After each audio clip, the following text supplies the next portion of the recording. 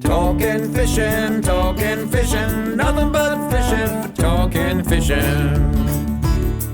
If it's facts about fishing that you want to know, then tune in, folks, cause this is the show. We'll show you all the right bait to use, so sit right back, you got nothing to lose. Doesn't really matter if it's trout or carp, flathead, marlin or a gummy shark.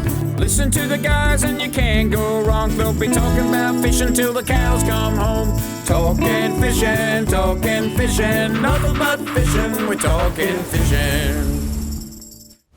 Welcome everyone to Talking Fishing, a big show coming your way tonight, including pictures of a metre plus Murray Cod coming out of Lake Eildon last weekend. Quite a commotion on Altona Pier. We take a look at what caused that.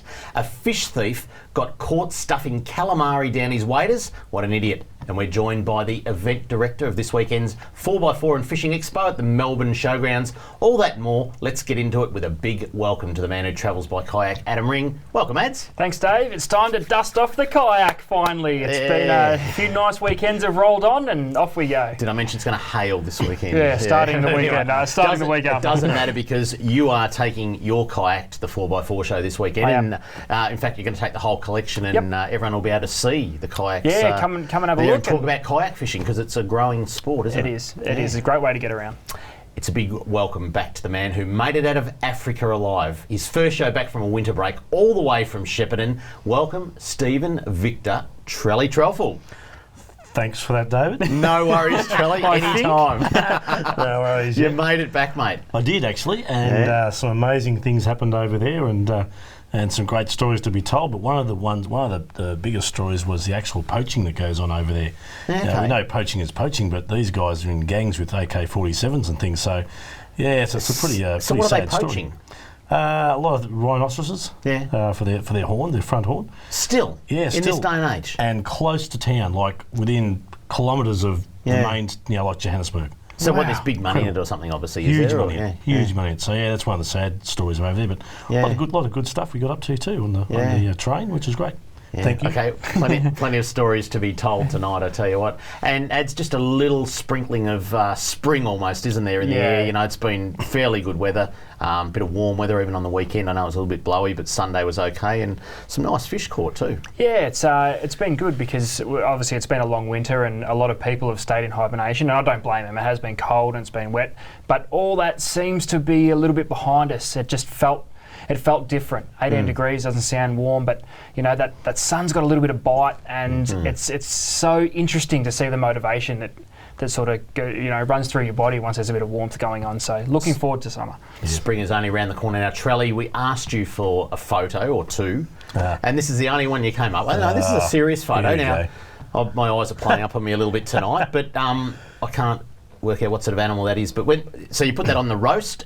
Did this crackling go hard on that at all? Well, never seen one rotisserised. I am joking. We do not promote harming. That's a baby rhinoceros. That is, yeah. Well, that was one of the byproducts of the poaching. That one. So that was actually in an area that's basically a rehabilitation for animals. Okay. And that little guy there, you noticed, actually had its horn cut off as well. Yeah. But it was cute. It was like, you could see it was only so big. Yeah. It'd come up to you and sort of like get along the fence, and you could pat him and do all that sort of stuff, and give him a poke. But geez, thick skin. They just like poking at table. But, really? Yeah. Now, Trelly, it wouldn't be the same if we didn't happen to come across a picture of you in your travels. Have a look what you got up to, Trelly.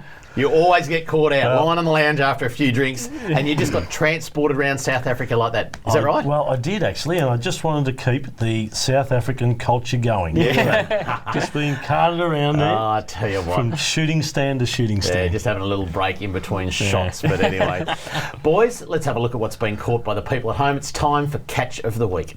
Catch of the Week, brought to you by Shimano, providing reliable, trustworthy, quality fishing gear for your enjoyment.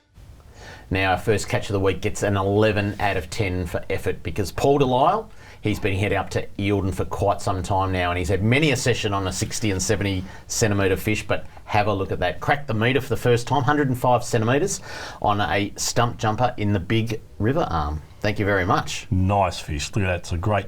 Look at that proportion. That fish is just perfect, isn't it? Perfect, isn't it? Yeah. Really nice fish.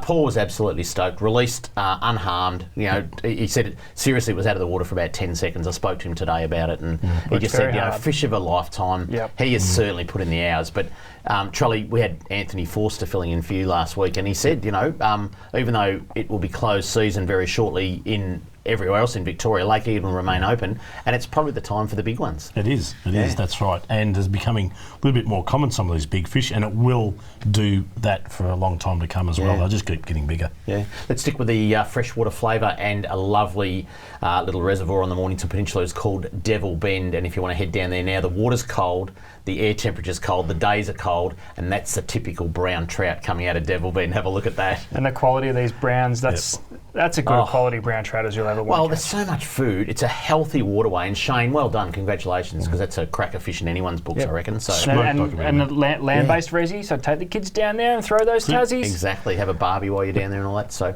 let's head over the other side of the Mornington Peninsula to Flinders Pier, the old capital of calamari, land-based, and Caleb Eagle sent in this photo.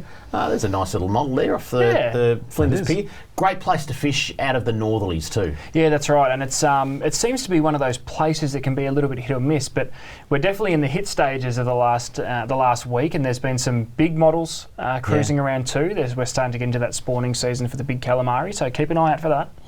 Just a little bit inside of Western Port is Stony Point and Fady Elmerazi, I think that's how you say it.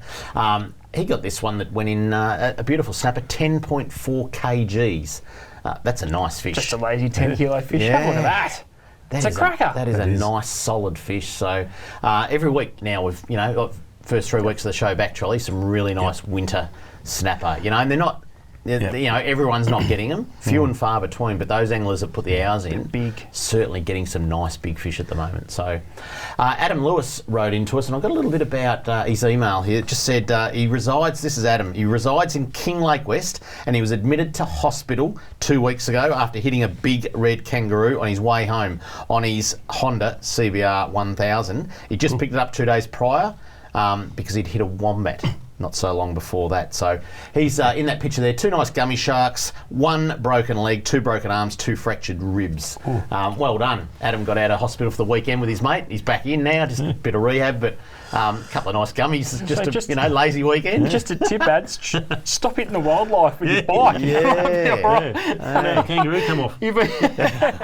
Stick to fishing. I tell you what. Let's head up to the Tambo River now, and Josh Penza was up there fishing with his dad. Normally on the brim, but they were surprised to get a lovely estuary perch while up the Tambo. One of the best fish you'll ever catch in an estuary. Fish, they are so good. Yeah. Somewhere, I mean, estuary perch are stocked in some places, like Devil Bend we were just talking about, but to get one out of there, potentially a wild fish in the Tambo River is pretty special. Oh, definitely. And I think they're going to have to go through a name change soon, because we commonly refer to them as the Barra of the South, but we've actually got Barra in the South now, so they're going to have to find something else. There you go. If you'd like to send in a pic of your catch of the week, this is what you have to do. If you want to be like me and have your photo on TV, email your fishing pic to info@ifish.com.au. We were just talking about the estuary perch before we go to a break. I know a few of the boys started heading down to Devil Bend to try and have a fly fish for them, and I was just saying to the boys, what you need really, the great ingredient this time of year is around about a full moon, which I think we've got in the next couple of days. Get down there right on dusk, little bit of glitter in your fly, and just cast out to the weeds, not too far offshore, and that's the recipe for some great estuary perch down at Devil Bend. Yeah, I think, and you'll be surprised at Devil Bend.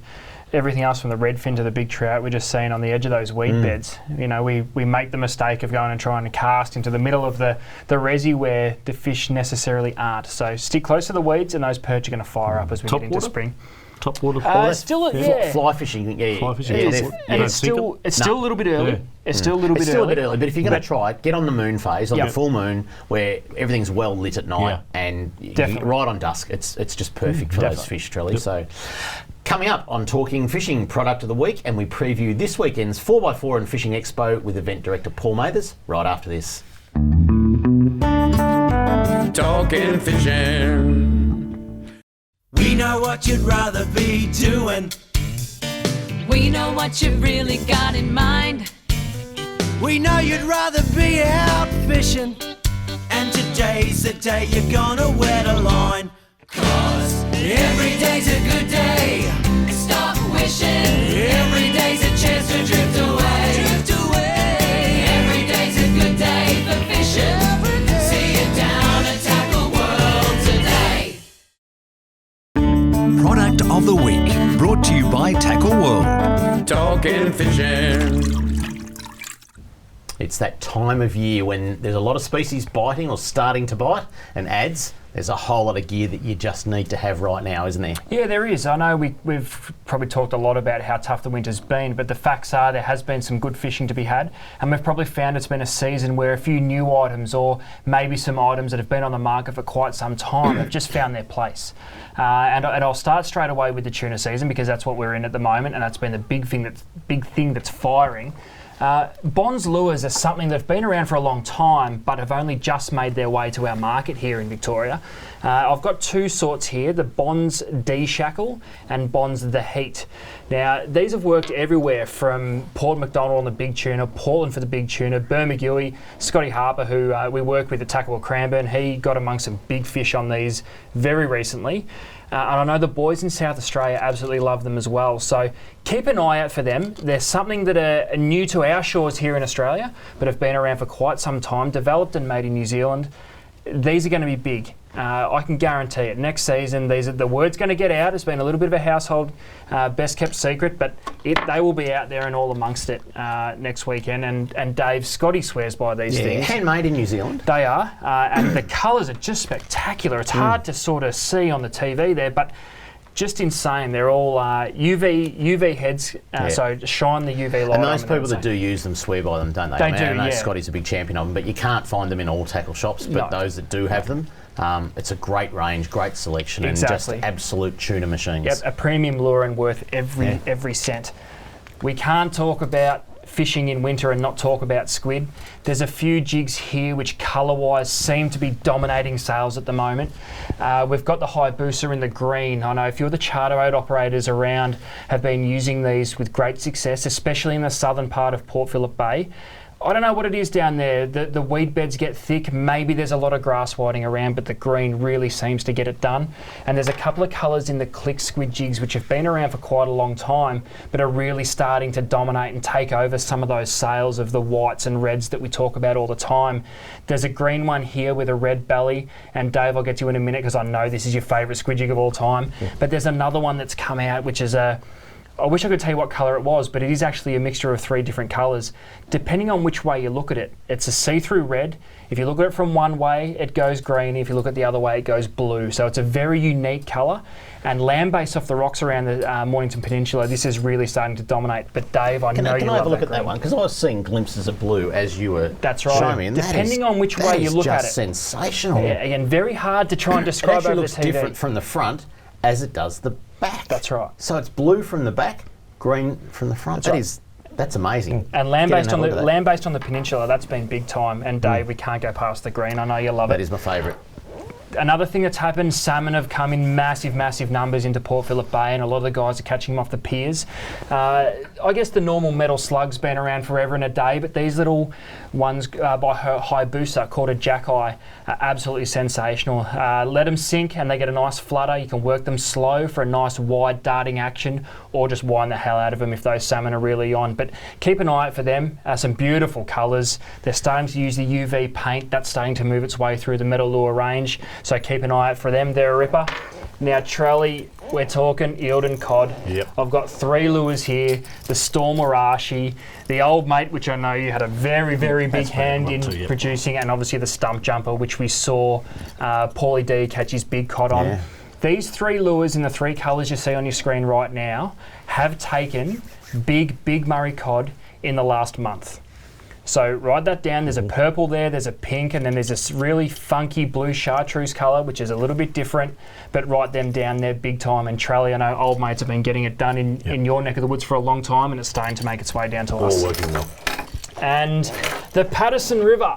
excuse me while I reach over and grab brim these have little been on beauties. fire. They have. It's probably fished the best it's fished in a long time, and these are really hard to see because they're very small, but the old cranker crab, we've had them on the show before. They are really coming into their own. Those two colours you see on there are a couple of the new fiddler colours.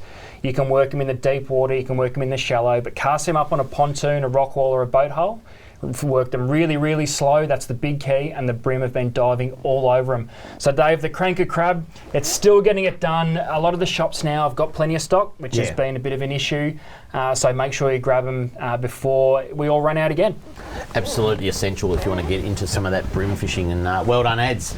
Now, let's to change the subject. If you want to have a look at all the fishing gear, lots and lots of fishing gear, boats, the whole lot, get along to the Melbourne 4x4 Fishing and Boating Expo. It's on this Friday and Saturday. And if you'd like to get some cheap tickets, get on to 4x4show.com.au. Use the promo code IFISH and you'll get your tickets for $15. You can also buy them at Tackle World, Kramer and Mornington if you want to get in early before the show. But it is going to be a cracker Friday, Saturday and Sunday at the Melbourne Showgrounds. And joining us now, Paul Mathers, the event director. Paul, welcome again, because you were here last year telling us about the event. Fellas, sounds like you're stealing promo codes from another TV program. Maybe, yes. Just a little shared promo code there. So, fair enough. Paul, big show lined up again this year. I know the feature, Paul Worsting, as always, he's there for the entire 3 days, but you've got old Starlo. We've got Starlo back. Yeah. I don't think he's been in a Melbourne 4x4 show for many donkey's years. Yeah. Yeah, so he's come back. He was the star of our Brisbane show earlier this year, and he's coming back with his wife to talk a bit of fishing. You'll be there, I know. We'll be there for 3 days. Sharing your same wisdom. with Adam, sharing our wisdom and all sorts. So it's not only about fishing, very big 4x4 component as always. And that's are you doing right. the same, monster trucks there at all? Monster trucks, FMX bikes, rollover trucks, a comp truck. We got some really cool stuff going. So, if the kids come along, there's something to entertain them. Lots of noise and dirt being thrown up in the air, all that good fun stuff for them, as well as their playground area too, which we've got. Something for all the family. I mean, mums and dads won't necessarily. Well, some of them will be into the monster trucks, I suppose. Yeah. But there's lots of education too, and if you're just starting out as a family and you want to get out on the tracks, or you want to just start camping and you don't really know how to go about it, or you bought a four-wheel drive, you don't really know how to use it, or even better, how to get out of trouble if you get into trouble, then this is a great place to come and learn all of those skills. And we've got a proving ground there where you can get in a car. So you can actually jump in a car and drive around yourself. Yeah, you can. With a trainer. And the guys from Four Drive Victoria are going to do a great job for us, doing all of that education, all that teaching stuff. So if you get in a jam when you're out in the bush, you at least sort of know how to go about getting back into safety. And that's a really important lot of skills that you need before you can really even start. Skills as simple as towing trailers. I'm terrible at towing a trailer. Geez, I tell you what, I need a few lessons. But, they're the sorts of things that you can learn. And they're really great skills to have. Now, we have a fishing stage, obviously, where we're talking fishing all 3 days. And we've got Starlo, we've got fly casting demonstrations, Marine Safety Victoria, myself, Paul, lots of information up on the stage. We're talking kayaks, we're talking how to use your sounders and GPSs.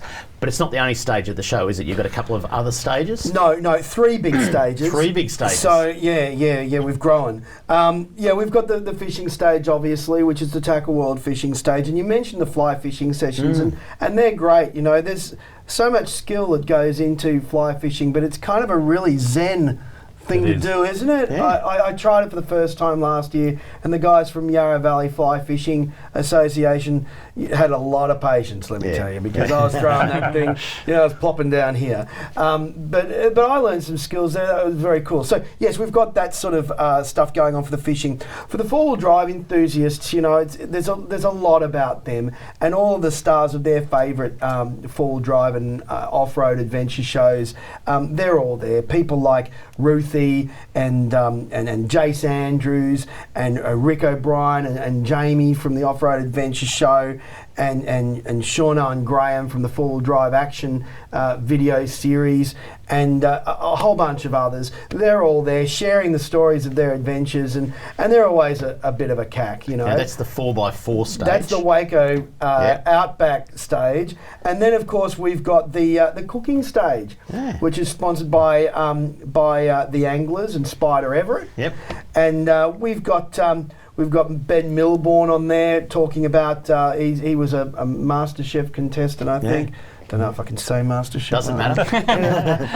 He was a contestant on another program, and you know, he's going to be teaching. There's a bunch of other guys that are there on the stage along with Spider, teaching you know how to make some great gourmet meals when you're out in the bush. Adam, you would know Ken the chef. Let's just call him Ken the chef. Is he going to be there? Is he? Ken the chef is on the cooking stage this year, and it's legit. I tell you what, if there's a man, if there's a man that can cook up a storm, he comes to our trout demonstration every year, and he does a different recipe with trout every year, and he is just amazing. And he also Fantastic. comes to a couple of our Christmas parties and cooks up a feast with the boys. It's awesome! I like it already. Peter Hilke from the Australian Seafood Show will be there as There you well. go, So that's right. cooking up a storm. So you got some great chefs, and of course Spider Everett. If you want to come and have your yarn to Spider, he's there for the whole show. He's a top bloke. He's there on Friday and Saturday. I think he's got to go and do his AFL got to call football calling duties. Yep. But he'll be there with his wife Cherie from the Great Australian Doorstep. They're a top couple, those two, and they do a great job on that stage. It'll be lots of fun, that's for sure. Plenty of things to buy as well, so there's a big retail component to the show as well, isn't there? Dave, it's all about buying. Yeah. You know, at the end of the day, we've got some 200 exhibitors there. They've got specials. I know people come to these shows and they want to get something for nothing, you know. I'm going to throw out the challenge. You got to ask for the discount. Don't just expect it to be there for you. Ask for it. I guarantee you, all of our exhibitors are there and they're waiting for people to ask them for that good deal. You know, they know that they've got specials in the shops and online and all of that sort of thing, but they come to these shows to meet the public en masse and do great deals. So if you don't ask, you'll never know. The other thing is, I know on the fishing stage alone, we are giving away $2,000 worth of gear over the 3 days. So it's a pretty big special thing. Get along to the Melbourne 4x4 Fishing and Boating Expo this Friday 9 till 6, Saturday 9 till 6 and Sunday 9 till 5. I know it's going to hail on Friday and potentially Saturday. No, but Paul, that's good. Good to be indoors. Just highlighted all the things. $15 tickets, 4x4show.com.au, and we've just highlighted all the things. You can just sit there and watch stage shows. You can buy stuff. You can have a look at four-wheel drives, all that sort of stuff. It doesn't matter what the weather's doing. You won't be going out in your boat. You may as well come along to the show. Up next, fisheries news, including details about some idiot who thought it was a good idea to take too many calamari and hide them in his waders. Right after this on Talking Fishing. Talking Fishing.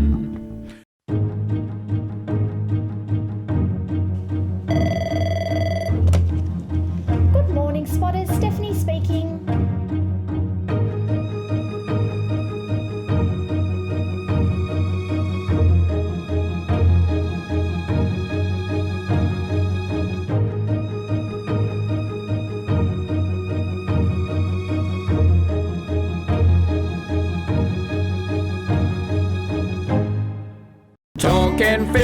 Talking fishing, nothing but fishing, we're talking fishing. Live from the studios of Channel 31 Melbourne, it's now time for some very fishy news. A little bit of news just to keep people entertained this week, boys. I tell you what, let's kick it off with this one. Angler exceeds calamari catch limit at Port Arlington. A 69-year-old man from Port Arlington will be summoned to appear in the Geelong Magistrates Court later this year for allegedly exceeding the daily catch limit of calamari.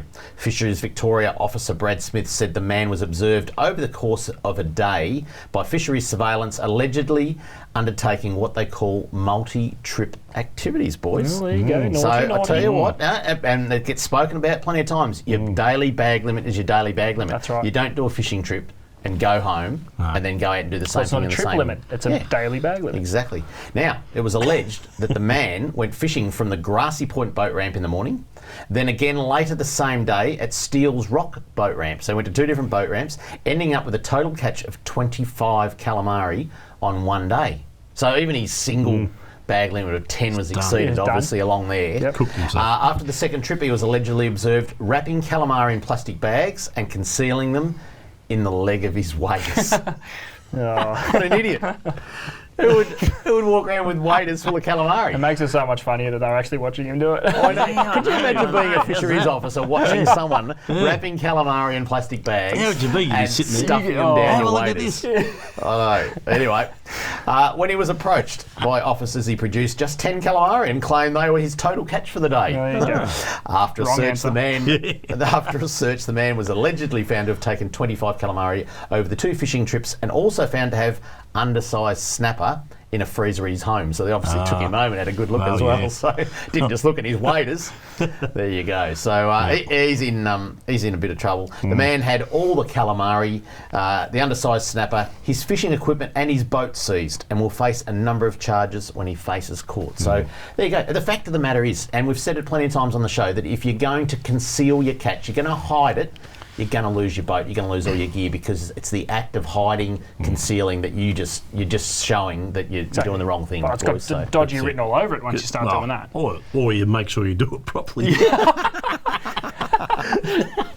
All right, let's keep going with fisheries news. The next one, there was a little truck that just backed up to the edge of a lake down at Hazelwood Pond there, and have a look at that tank there. Is absolutely chock-a-block full of barramundi. Thank you very much. So the 5,000 barramundi have been going in over the past few days. 7 truckloads to be precise. Wow. And those 5,000 barra are now in Hazelwood Pond. They look Thank a you very decent much. size too, those. All 30 centimetres, Trelly. All 30, yeah. Yeah, they're all the one size. No, and they're bigger than that, yeah. you know, so they're they're a great size. And they will grow now. Now we had a barramundi reference group meeting last week, and those fish that were released in April at 30 centimetres are now up well over the 50, getting on 60 centimetres. So absolutely great growth rates. That's incredible. You know, it's just a healthy fishery, and some of those fish have been sampled now as far as their flesh quality and all that sort of stuff. We're just waiting on results of that. So Awesome. as soon as that comes to hand, we'll talk about it on Talking Fishing. But they are doing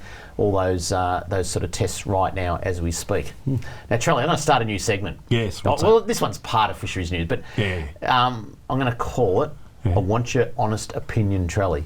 All right. So get that. Whenever I say "I want your honest opinion, Trelly," what I want from you I thought is... this was going to be a quiet segment. No. First, I've been waiting for you to come back, I'll tell you. So, when I say I want your honest opinion, Trelly, what I want is the most politically incorrect answer that you can give us, all right? But just be yourself. Craig, get on the button. But we still want to show next week, so just be careful. Yeah. So don't do anything illegal or anything that's going to get... No. But, Trelly, so at Altona Pier on the weekend... Yeah.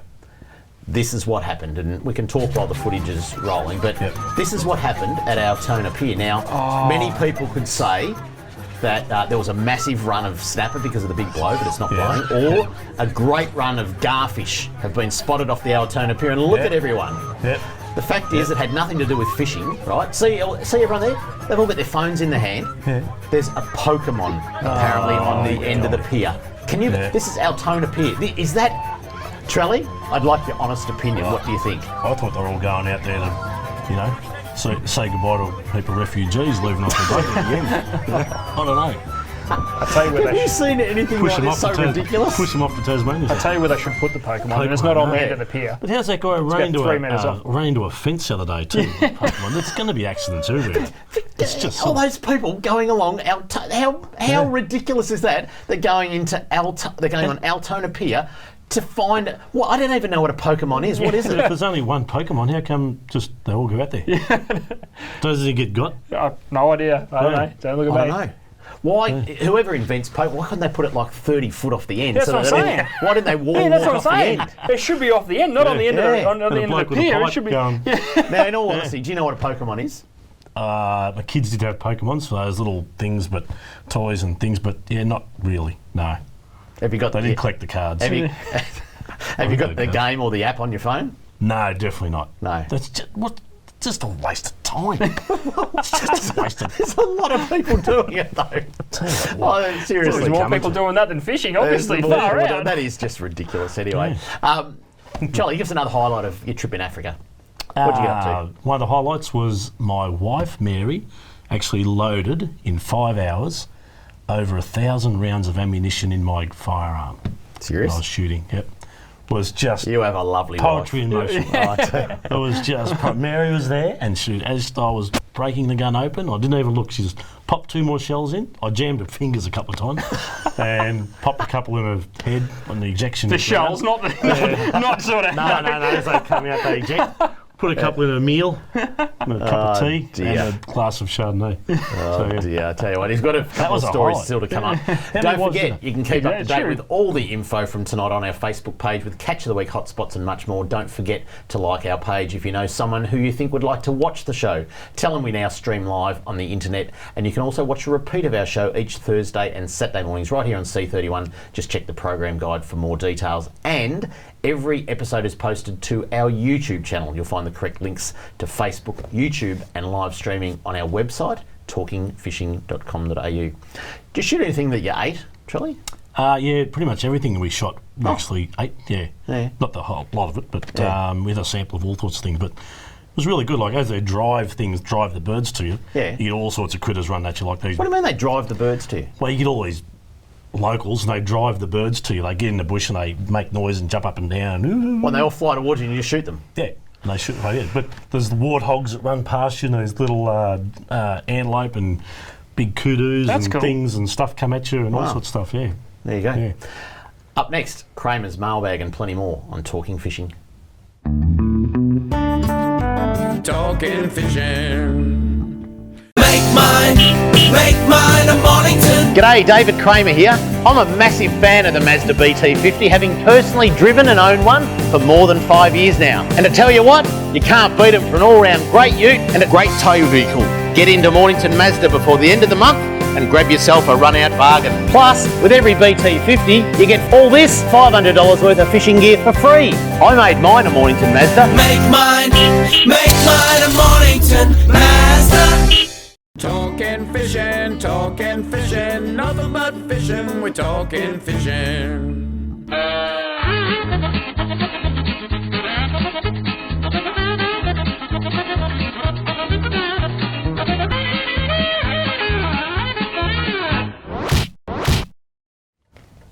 little bit of mailbag this week, boys. A couple of good questions amongst them too, so you might need to help me out with some of this stuff. First one is from Trent Underwood, and he writes, "Hey fellas, firstly I'd like to say a big thank you for the show and all the generous information and knowledge that is shared by all the pros and industry experts on Talking Fishing. The show is a wealth of info and it's refreshing to have a fishing news show, not just a watch me catch show." There you go. Now, quick question. I found the more people ask, the longer the answer and the options seem to get. I'm setting up my first big game setup, and my question is about fully rollered rods versus just a roller tip. Ads, take note. I'll let you answer this one. I'd like it to be as versatile as possible. I'll be targeting big sharks, paddling baits out off beach down at 90 Mile Beach, to kingfish and sharks out of a boat, and possibly tuna in seasons to come. I'll be running 50-pound braid topped with 100 metres of mono, braids simply for line capacity. I've been told that heat friction can be an issue with regular guides, and then I've been told that this was more so with older guides and not a real issue anymore. From braid slipping in between rollers and maintenance issues, I'm just not sure what the real issues are and the way to go. I'm looking at the Shimano Backbone Elite 24 kilo rod. Please help, as it's giving me a headache for the last week. Do I really need to go fully roller these days? I feel as if they can go wrong a lot quicker than regular guides, and they will have me back in the tackle shop spending my money on replacements before I lose a fish. Ads, what do you reckon? Trent, great question. Yeah. And I'll make it as simple as I physically can. Because you're going to be using the rod off a beach, stay away from fully rollered rods, because everything you've heard about sand and grit and grime getting in amongst the rollers and leading to corrosion is 100% true. Guides, don't worry about guides. This day and age, they are all built to handle braid. The days of the soft O-ring guide are gone. So don't stress about that. You won't have a problem at all. I would be going with a straight roller tip. We've got some good friends of ours in both Sale and Morwell who helped us design some land-based game rods for them for their beach fishing, and they stayed away from rollers altogether. They've actually got a runner tip, not a roller tip, pure and simply for that reason. So if I was you, Trent, I would be sticking to roller tip. I would go into a lot more detail, but we haven't got time, so please come and see us at the 4x4 show on the weekend, or after that, give us a call at Tackle World Mornington. I'll be there, and I'll be more than happy to give you as much information as you need. There you go. Well done, Ads. Next one. Hey, Kramer. This is from Brian Henderson up at Merimbula. Hey, Kramer, when do you reckon the governments are going to get together and have one licence from Victoria and New South Wales? Make it the same as a car and a boat licence. You only need one. Well, Brian, I heard that was a question, and thank you to everyone who came along to the Port Phillip Bay conference last Friday night.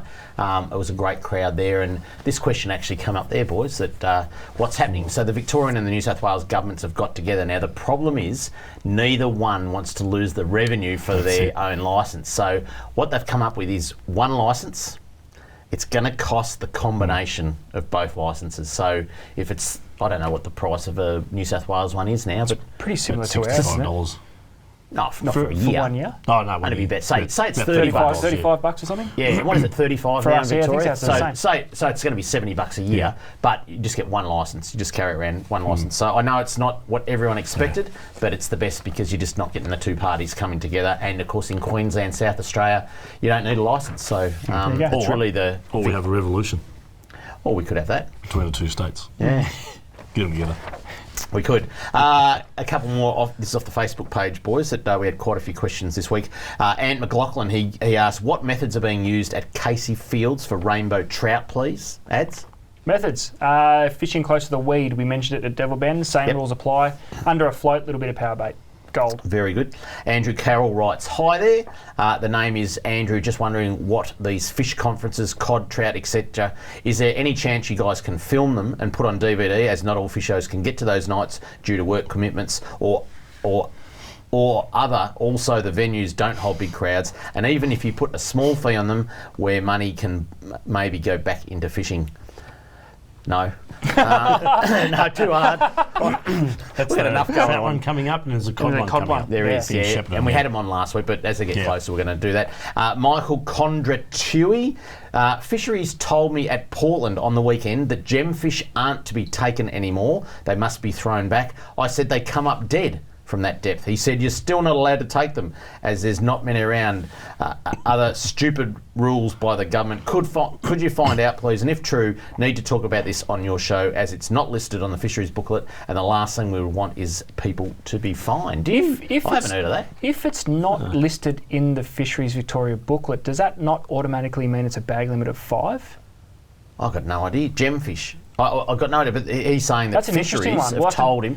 Maybe let's put it to the test. If someone knows at home that knows us, send us a text message. Are you allowed to take gemfish or not? Love to know the answer to that. Yeah, that's an interesting one. I'll do the research on and that. we might just get an answer for Michael by the end of the show, if you could. Anyone at home that knows, or put on our Facebook page if you like. Are you allowed or aren't you allowed to take gemfish in Great Victorian question. waters? There you go. If you'd like to write to me or these blokes, this is what you have to do. Send your mail to Kramer's Mailbag, PO Box 734, Patterson Lakes, Victoria 3197, or email kramer@ifish.com.au. And boys, I mentioned the Port Phillip Bay conference was on last Friday night. Gee, it was good. Great info. I was shattered I couldn't make that. I was ready to It was a go, little and bit it just of a didn't tough, happen. 5:30 on a Friday. So, and there was a Yeah. few stragglers coming in and that, but there was close to 200 people there, and plenty of people that watched the show as well. So plenty of good feedback about talking fishing, which was good. Yeah, so Dave, just quickly give us the quick rundown, because this wasn't a political thing. This was just what is happening It was in more Port Phillip about the Bay. bay. So we had presentations from Dallas De Silva from VR Fish about how many people are fishing the bay. I talked a little bit about the future and the Future Fish Foundation's vision for Port Phillip Bay. We had presentations from Corey Green, who's doing all the calamari science and also about to do yellowtail kingfish science, which is going to be crucial to that fishery, just learning a little bit about them. Then we had Paul Hamer, who's snapper scientist, and Paul's also running the Artificial Reefs program for Port Phillip Bay, and they're doing some really big work on restoring natural reefs in the bay. So there's a few areas around the bay where they're actually they're actually recycling shells, would you believe? So they're getting all these shells and breaking it all up and actually putting that on, and I'm talking hundreds of tons of shells on the seabed. Then they're planting oysters, live oysters, which are a native to Port Phillip Bay. So they're doing all this work to restore natural reefs. So that was unbelievable. Cherie Maris, who was a former Young Australian of the Year and a real champion of underwater and just the environment, and she gave us some great footage of fish and stuff that you go, it's a bit like the Barrier Reef, but that is Port Phillip Bay, so we heard that. Rex Hunt gave a very good talk about how he's seen the bay over, decades of experience fishing in Port Phillip Bay. So, and then we all formed a big panel with Travis Dowling and Craig Ingram at the end, and answered people's questions for over an hour. Wow. It was pretty good. That's awesome. What about the netting? I mean, we're moving forward out of a netting era into a non-netting era. I mean, that's going to have a lot of effect, and that's going to be measured in some way. They're going to measure that in some way as far as those smaller depths with the dragging of nets and things. Yeah, good question. And I think time will tell how that is measured. I think, for a long time, fisheries have been measured by how much the commercial take is. Now that's going to have to transfer over to the recreational take. And I know there's an angler diary program, but there's a whole lot of things going on at the moment to better prepare us for in the future about measuring how good fishing is and how many perhaps tons are coming out on different species and things like that. So that's all part of the future plan. There's a few years to go yet before all the netters are out. Was there any part of the future plan to get rid of Pokemon off Altona Pier? I think so, and I think they're talking about getting the poachers from South Africa to come along with their SK70s or something. What are they? Get rid of the Pokemon. They'll blast the Pokemons. What sort of guns do they have again? AK-47s. SK70s, same thing. So they need a few more of them to focus on Pokemon players, I tell you what. Coming up, this week's Hot Spots, and we discuss the opening of trout season in Victoria, next on Talking Fishing. Talking Fishing. G'day, Callan here from Paul Worsling's Tackle World Kramer. Supercharged batteries have been supplying maintenance-free marine batteries since 2001. The Seamaster Gold range is second to none, delivering superior starting power and reserve capacity. No need to top up with water, truly a fit and forget battery. With up to 2 years replacement warranty, you know you have quality. Your battery is your lifeline. Without it, you're dead in the water because it's bloody hard to push start. I've got a Seamaster battery in my boat. Make yours a Seamaster Gold today. Talking fishing, nothing but fishing, we're talking fishing. And now the segment you've all been waiting for, Fishing Hotspots. Get on them, it's where the fish are. Now, it mightn't be great weather on Friday and Saturday, but plenty of other days in the next 7 days are going to be fantastic for fishing. And if you want to stick to some land-based fishing, there is no better place right now than the Frankston Pier. I've seen photos of the garfish coming off Frankston Pier. Finally! They are sensational. Good size, 35, 40 centimetres, some real big ones amongst them. Big and fat bodies as they are in winter. And it's the and I know the people don't like us, but do us a favour. If you see any Pokemon players, just accidentally shove them in. I heard Pokemon players make great garfish belly. Who sets where the Pokemons are? No idea. No, we shouldn't even be talking about it, I tell you. Mother Pokemon. Another place right on the opposite side of Port Phillip Bay is Clifton Springs, and over in Clifton Springs, Trelly, in your neck of the woods at Tackle World Geelong, some lovely calamari over that side of the bay. Yeah, they have been getting some nice calamari, some big ones too. So yeah, some excellent fish. It's that time of year. Heading over into Western Port, the Warneet Channel is fishing very, very well for King George whiting at the moment. Always best on close to a high tide. Either side of that high tide, there's plenty of water covering the banks, and a bit of pippy. If you want to get there early on the low tide, pump some bass yabbies. There's plenty of bass yabbies in that Warneet Channel there, and just near the boat ramp. And seriously, even blowing a gale and northerly winds, you can hide in that channel. You're completely out of the wind, and just a great place for some King George whiting this time of year. And make the most of it too, because it's always hard trying to find whiting in winter, but they've been getting up there in those shallows when those nice warm days we're starting to get now. Make the most of that. We're talking 11, just 11, getting on to 12 degrees in the bay proper. You get up into some of those channels where it's 13. That's right. 13 and a half. So it makes a lot of difference. Just that little bit of warmth. So San Remo is another place where there's some beautiful King George whiting at the moment too, boys. Nice fresh ocean water there, and the King George are just loving it at the moment down that neck of the woods. And San Remo probably doesn't get spoken enough about, and maybe the highly tidal water puts a few people off, but it's whiting heaven down there. Yep, just fish a little bit heavier, and there's just some fantastic fishing. Now, we've spoken about it a number of times, Lake Eildon. It is the place to go right now. Get up over the Great Divide, get out of the yucky weather that Melbourne's going to have, and Murray Cod and Trelly, just trolling lures. Is that just the best trolling way? lures, like Ed's had here earlier on, some big bib lures. Don't be scared to use a really big lure. Yeah? About this long. Yeah, okay. So big bibs and get them down deep. And we're just mentioning the weather. The weather's this time of year, I find it's great. You don't get the wind so much. You get the storms, but you don't get the wind so much in those really nice days. And just amongst the trees? Amongst your trees, look for your points. Look for your rocky points, so you can actually crisscross your rocky points. Eildon, I think, sort of around about getting close to 60% now, so it's froze a bit. It's come up a bit, hasn't it? And there's a lot of guys. If you're going to go up there and chase cod, there's a lot of guys up there chasing yellowbelly at the moment. Just baits. And just drift them across the weed. As the water's coming up over the weed, they're chasing the yellowbelly up there and fishing some nice yellowbelly. Yeah, and we haven't seen many yellowbelly, but the ones we've seen have been massive. Crackers. Massive. Paul said, just back on the Murray Cod in Lake Eildon, Paul was in 6 metres of water, and he had two other fish on that he lost, but he said they were crackers. Wow. So there's certainly some fish, and he's saying no more than 6 metres, stay in that around the timber, but 6 metres of water, no deeper, and get your lures right down and just get better. Unreal. Yeah. That's good, isn't it?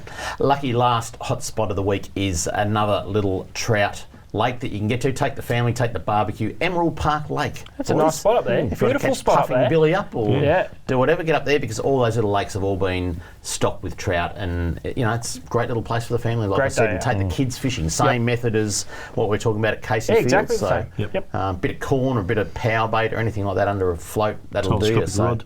Why not? Yeah, exactly. So, all good. Boys, a couple of other things coming up. Like we said, the 4x4 show this weekend, but in 2 weekends' time after that, first weekend of September, it's trout opening. That time already? I know. That's gone quick. It's flown.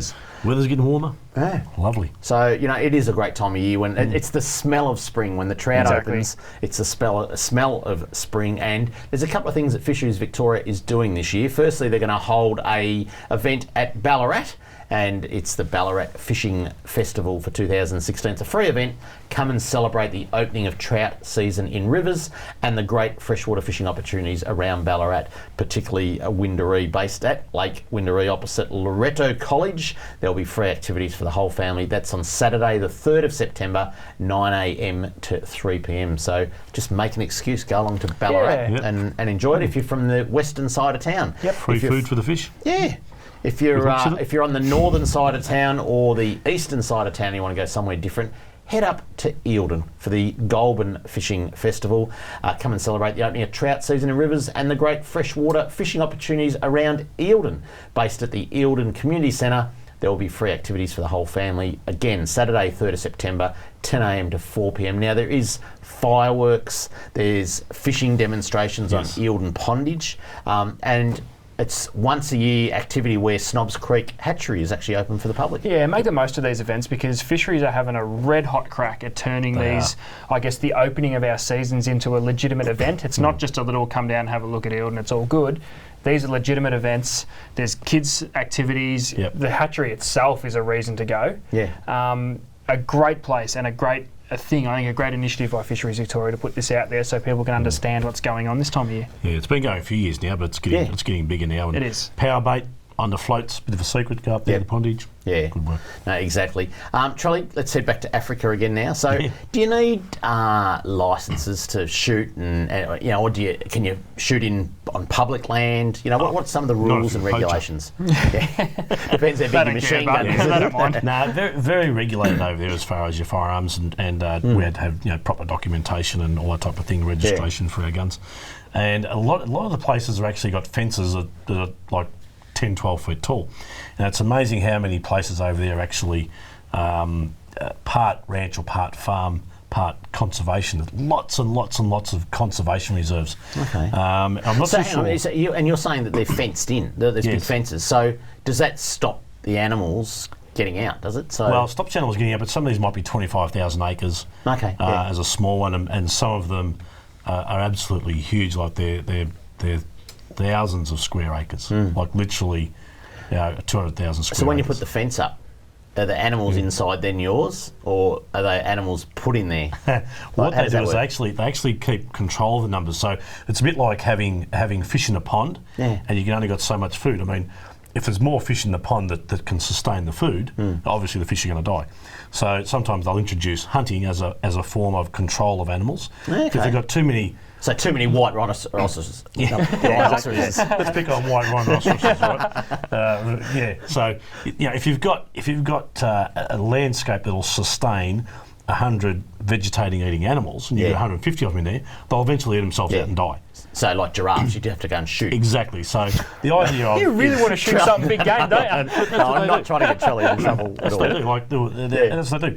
It's a control. So under that method, they charge huge amounts of money for people to come along and shoot, and that money then goes back into sustaining what's already there. Okay. Now, So is there anything controversial to shoot? I mean, you see these photos on Facebook of the dentist who's just killed Larry the lion. And it's funny you mentioned the giraffe. That's another one that's popped up on social media. Yeah, look, I have in my lifetime, I have no incentive to shoot anything like that. No. So, but money speaks a lot of languages. Really? Yeah. So it still goes on? Yes, Yeah, not real good. Under sustainable practices. Yep. Got to remember that. Yeah. No, that's it's amazing to hear that, I guess, from someone who's just been, because you do read about it on Facebook. Yeah, You that's wonder whether it's legal, illegal, can you still do it on private property and all that sort of stuff. So good information. I'm sure you've got a few more tales to tell. We might try and catch up in the next couple of weeks. That's it for Talking Fishing. We hope you enjoyed the show. For those of you attending this week's 4x4 and Fishing Expo at the Melbourne Showgrounds, make sure you come and say hello. Adam and I will be on the Tackle World stand the entire 3 days. I think it's going to hail this Friday and Saturday in Melbourne. Don't let that stop you from coming along. It's a lot of indoor activities. Until we see you again on Talking Fishing next week, please stay safe on the water and enjoy your fishing. Talking fishing, nothing but fishing, we're talking fishing. We got all you need, just take a look. Watch those fish jump on your hook. So just relax and take your time. Enjoy the show, then drop us a line. Talking fishing, nothing but fishing, we're talking fishing. Talking fishing, nothing but fishing, we're talking fishing. So